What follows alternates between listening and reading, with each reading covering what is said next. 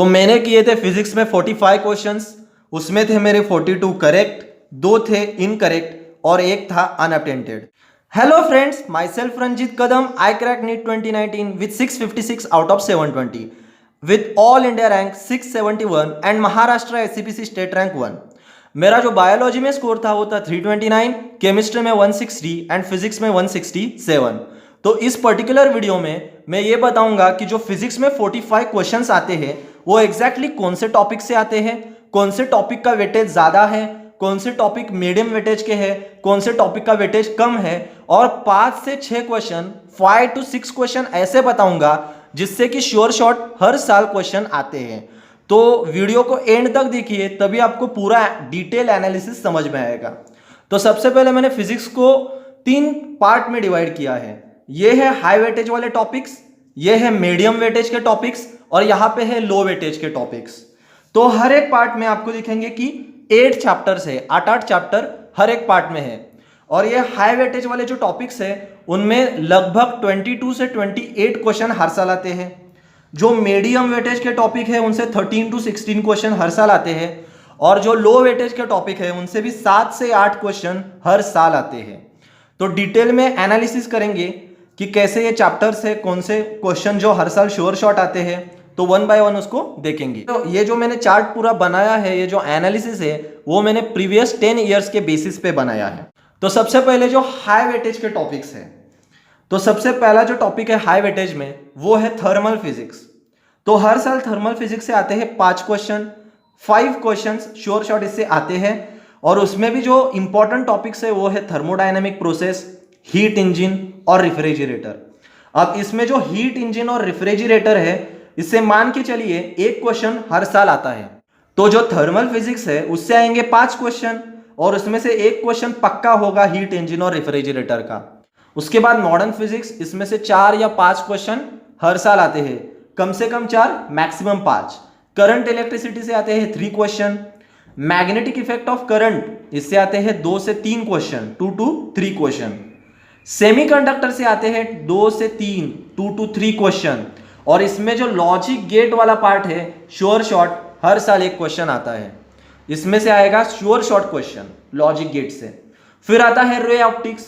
अब ray optics में 2 से 3 क्वेश्चन, 2 to 3 क्वेश्चन हर साल फिक्स आते हैं, और इसमें से जो ऑप्टिकल इंस्ट्रूमेंट है उसमें से 100% क्वेश्चन आता है।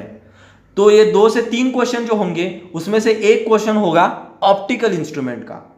रोटेशनल मोशन से आते हैं 2 से 3 क्वेश्चन। प्रॉपर्टीज ऑफ मैटर जो है उसमें से आते हैं 2 से 3 क्वेश्चन, और उसमें इंपॉर्टेंट है इलास्टिसिटी, इसमें से एक क्वेश्चन तो आता है।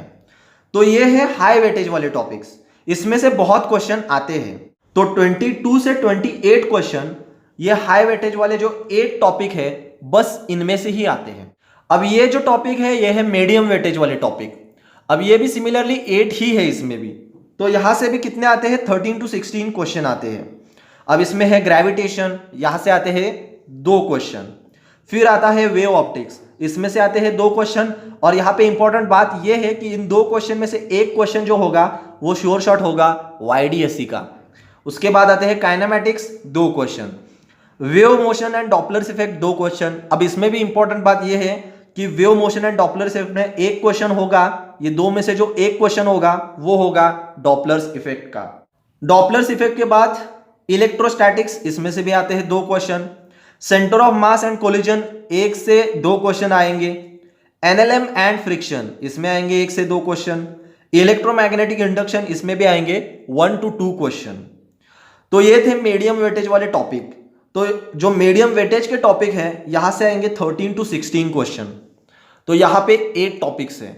अब सिमिलरली जो लो वेटेज वाली टॉपिक्स है यहां पे फिर से 8 टॉपिक्स है। यहां पे जो है सिंपल हार्मोनिक मोशन 1 क्वेश्चन आता है, सर्कुलर मोशन 1 क्वेश्चन आता है, अल्टरनेटिंग करंट 1 क्वेश्चन आता है, वर्क एनर्जी एंड पावर जो है इसमें से 1 क्वेश्चन आता है, यूनिट डायमेंशन एंड एरर इसमें से 1 क्वेश्चन आता है जिसमें एरर ज्यादा इंपॉर्टेंट है।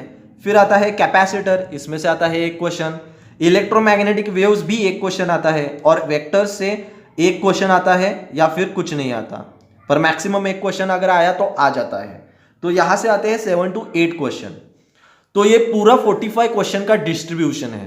तो अब इसमें हमें ये तो पता चल गया कि 45 क्वेश्चंस का डिस्ट्रीब्यूशन कैसा है। तो अब आपको क्या करना है, आप अपने जितने भी टॉपिक्स आपने प्रिपेयर किए हैं उनको इस चार्ट से कितने क्वेश्चन आते हैं उसके आगे नोट कीजिए, और टोटल कितने क्वेश्चन के लिए आप प्रिपेयर हो वो आप खुद फाइंड आउट कीजिए। बिकॉज हर एक चैप्टर से कितने क्वेश्चन आते हैं वो मैंने आपको बता दिया है, तो आप वो कर सकते हो। तो मैंने किए थे 45 क्वेश्चंस फिजिक्स में, उसमें से मेरे 42 थे करेक्ट क्वेश्चन, 2 मेरे रॉन्ग हुए थे और एक हुआ था, एक मैंने छोड़ दिया था, तो मेरे मार्क्स आए थे 167।